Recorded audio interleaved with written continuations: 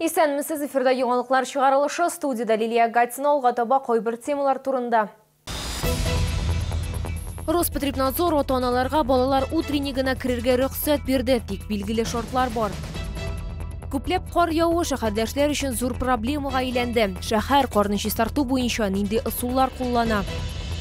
Чәчкәле көннәр башлана. Халыкара хатын-кызлар көненә 120 мең лалә чәчәге әзерлиләр.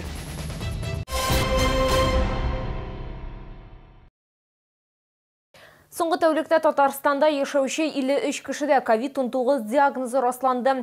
Чаллыда узган тәүлектә коронавирусның тагын 3 яңа очрагы теркәлде. Шулай итеп, 2 мартка Татарстан буенча коронавирус белән авыруның барлыгы 18082 очрагы билгеле. Аларның 14692се терелгән, 107 узган тәүлектә. Ата-аналарга балалар утреннигына кирергә мөмкин, тик билгеле бер шартлар бар. Бу хакта онлайн киңәшмә барышында шәһәрнең баш санитар табибы Илгизәр Бәриев хәбәр итте. Хәзерге вакытта кайбер чикләүләр бетерелгән, әмма санитар чараларны үтәргә туры киләчәк. Присутствие родителей обозначили, но это только при условии, что будет проведен и выполнен полностью комплекс противоэпидемических мероприятий, соблюдение средств индивидуальной защиты, мер по рециркуляторам и использование дезинфекционных средств. Также службой будет акцентированно проводиться работа по мероприятиям, посвященным Международному женскому дню. Шәһәр мэры чикләүләр шәһәрдәге санитар-эпидемиология хәлне яхшырту шартлары белән бетерелүен искәртте. Әмма тән температурасын үлчәү һәм дезинфекция кебек барлык кирәкле чаралар әлеге тормышның аерылгысыз өлеше булып кала бирә. Татарстанда 1 апрельдан 30-на кадәр төбәк һәм муниципаль ара автомобиль юллары буенча авыр йөк транспорты хәрәкәтенә вакытлыча чикләүләр кертеләчәк.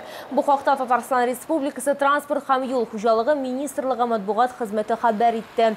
Бу юлларның сакланышын тәэмин итү максатыннан эшләнелә. Шул ук вакытта хәрәкәтне чикләү яз көне пассажирларны автобусларда йөртүгә, азык-төлек продуктлары, хайваннар, дарулар, ырлык, ашламалар ташуга кагылмый.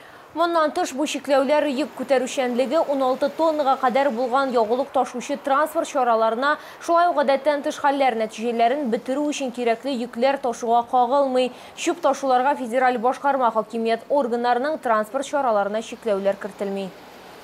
Күпләп кар яву күп кенә шәһәрдәшләр өчен проблемага әйләнде. Бигрәк тә автомобиль йөртүчеләр зыян күрә. Җирле юллардан чыгу кыен дип зарлана чалалар. Көн саен юлларда 100дән артык техника эшләвенә карамастан, кар һаман да күп. Безнең хәбәрчебез шәһәрне кардан чистартуга күпме акча сарыф ителгәнен һәм шәһәрдәшләребезнең коммуналь хезмәтләр эшеннән канәгатьме икәнлеген белде. Тротуарларны җәяүлеләр юлларын ишегалды территорияләрен чистарту кышкы стандарт процедура. Әмма тракчылар билгеләп үткәнчә, кар чистарту техникасын файдалану арзаннардан түгел. Зима 2020-2021 года выдалась очень снежной, затраты на технику существенные. Так, на аренду техники для очистки снега на сегодняшний день потрачено чуть более 2 миллионов рублей. Помимо техники, к уборке придомовой территории регулярно задействованы 103 человека.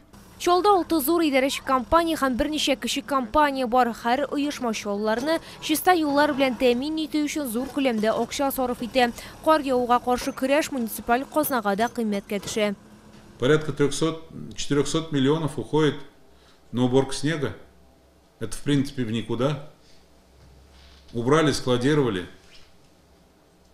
Зарплата, горюче-смазочные материалы, транспорт. Но только на то, чтобы, сделать нашу комфортную жизнь. На эту сумму можно было строить ежегодно по 2 детских сада. Телле шәһәрдә 50 берәмлек техника эшли, көндез аларның саны 113тән артып китә. Шулай ук 100гә якын эшче тәүлек буе хезмәт куя. Дублер юлларны, тротуарлар һәм медицина учреждениеләренә керү юлларын чистартуга аерым игътибар бирелә. Шәһәр халкы билгеләп үткәнчә, коммуналь хезмәтләрнең зур тырышлыгына карамастан, чистартылмаган юллар проблемасы һаман да актуаль. Проспекты чистят, да, а дворовые нет. Ужасно. У нас в 29-м комплексе за всю зиму только 1 раз почистили. И то вот недавно. Во дворе у нас всегда чисто, хорошо. Дворник свою работу выполняет. Трактор очистку делает. А по поводу проспектов? Ой, Не знаю, если честно. Наш проспект Мира всегда чистый. Мы живем на Зябе, там тоже как бы у нас все в этом плане нормально. То есть во дворах очищают? Да, конечно. А если брать проспекты?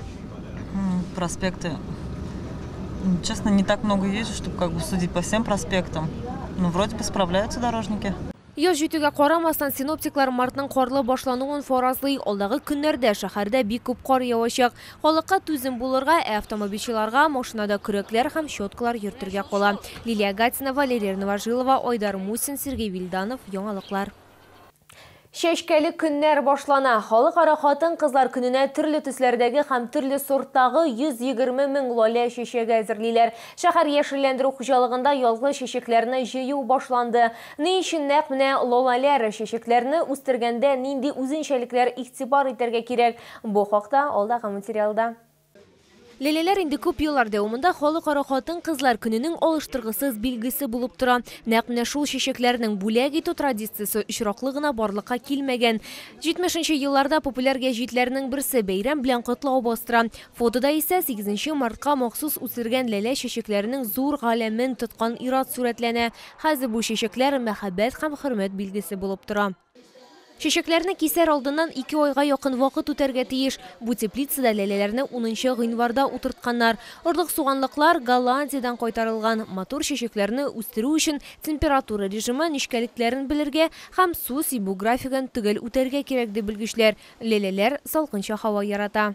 Надо выращивать, соблюдая температурный режим, световой режим, вентиляцию, чтобы было хорошее вентилируемое помещение, и полив. Они начинают раскрываться, цветы, в таком виде, чтобы были полы закрыты, мы их срезаем, отправляем в холодильник, потом они идут на продажу. Когда домой мы их приносим, они раскрываются. А как долго они сохраняют свою красоту в срезанном виде? Около 2 недель. Лаләләрнең кискәннән соң аларның төсләре, сортлары һәм озынлыклары буенча аерылалар. Моннан соң язгы чәчәкләрне сатуга озаталар. Алар шулай ук шәһәр оешма предприятиеләре хезмәткәрләренә бүләк сыйфатында җибәрелә. Цветы отправляются оптовым покупателям и мелким покупателям. Цена тюльпанов не увеличилась, более того скажу, она даже уменьшилась на 1-2 рубля. Да, и мы сделали такую более гибкую политику бюджетникам, большим покупателям оптовым, поэтому с этим проблем нет. Моннан тыш бирдә үстерелгән чәчәкләр белән шәһәр урамнарын бизиләр. Лалә чәчәкләренең өлешчә орлык суганнары инде октябрь аенда утыртылган. Язга чаллыда 150 мең әлеге нәзакәтле чәчәкләр үсеп чыгачак. Лилия Гатина, Валерия Новожилова, Сергей Вильданов, яңалыклар.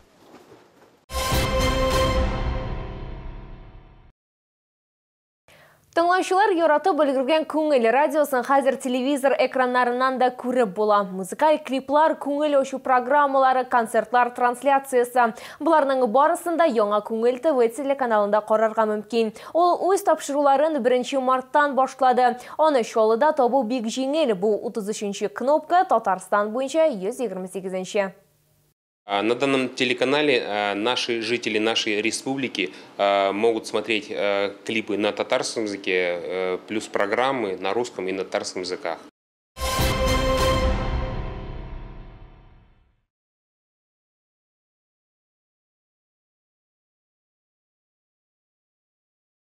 Бу сезгә җиткерәсе соңгы мәгълүматыбыз иде. Мин Лилия Гатина сезнең белән сау булашам. Исән-имин булыгыз.